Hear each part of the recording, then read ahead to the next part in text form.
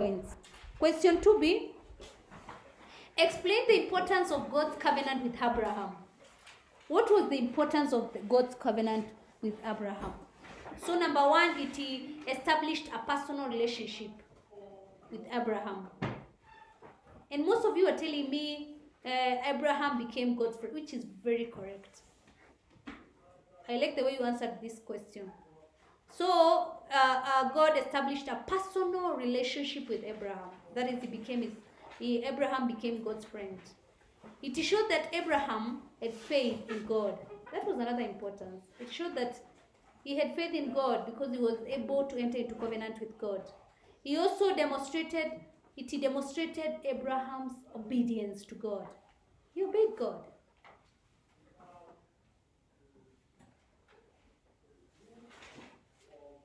Another importance is that Abraham was assured of God's protection.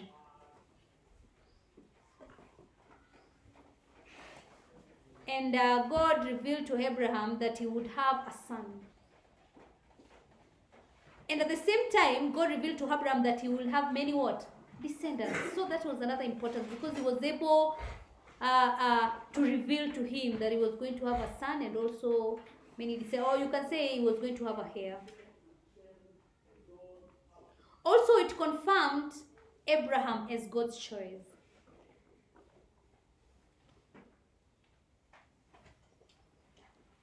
It confirmed that Abraham was God's choice because through him, all nations were to receive what?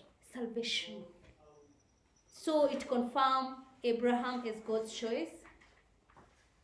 And then also another importance of this covenant between Abraham and God is that descendants of Abraham were promised the land of Canaan. Question 2c. Mention the relevance of Abraham's promises to Christians today. What is the meaning of relevance? What is the importance? Or not even importance, basically. No, it's not important. It's the relation. Yes? How are they? How are they? How have they impacted to Christians today?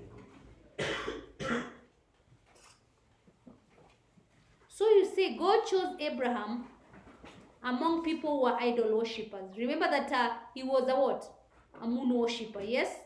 The same way God continues to call people from different backgrounds to serve as pastors, also to evangelize his word. So how are they relevant, the promise? Here that he called God among the idol worshippers. So he continues to call people today from different backgrounds to serve him. There was the promise. You have to mention the promise and then how it is related to Christians today. So God promised Abraham that he would shield or protect him. And we know that Christians have inherited this protection because God continues to protect Christians under all circumstances. So the promise here is God promised Abraham that he would shield and protect him. So Christians, God continues to protect Christians under all circumstances. Also,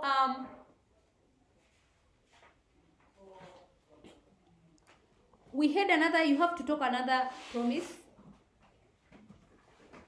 God promised Abraham the land of Canaan, yes? And this was fulfilled historically. And Christians today are promised a new what? Canaan, that is the land where? Heaven. They are promised to go to heaven, which is the new Canaan.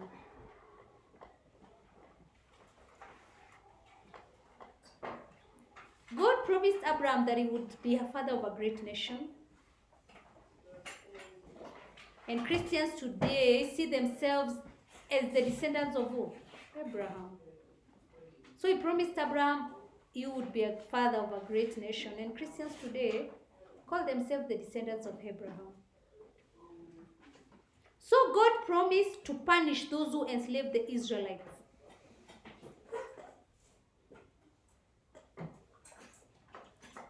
And today, God is against any form of human oppression.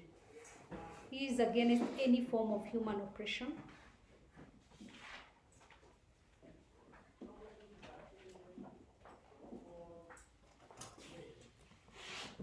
question 3A. Give factors that led to Israelites adopting idol worship.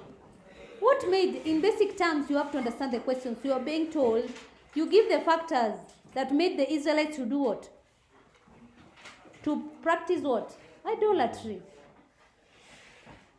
So number one is the change of style, the lifestyle from pastoralism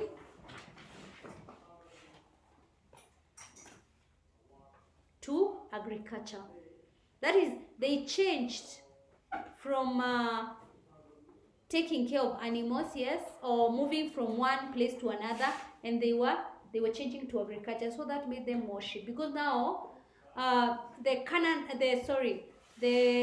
gods with a small g were gods of what? Of fertility of land. So factors, the change in lifestyle from pastoralism to agriculture or to crop growing, so made them adapt to the Canaanite religion.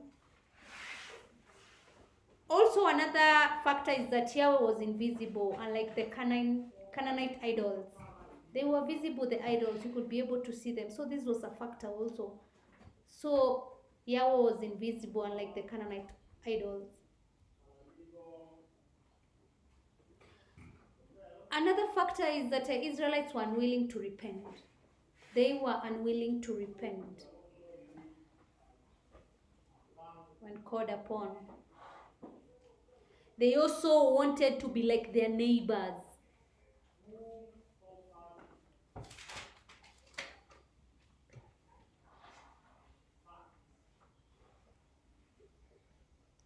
Also, due to the split between Judah and Israel.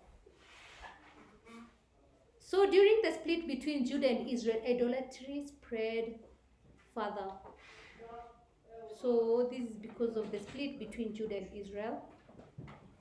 Another reason is because of intermarriages. That is, the intermarriages between the Israelites and the Canaanites strengthened idolatry in Israel. And the last point is that the Israelites lacked strong faith in Yahweh.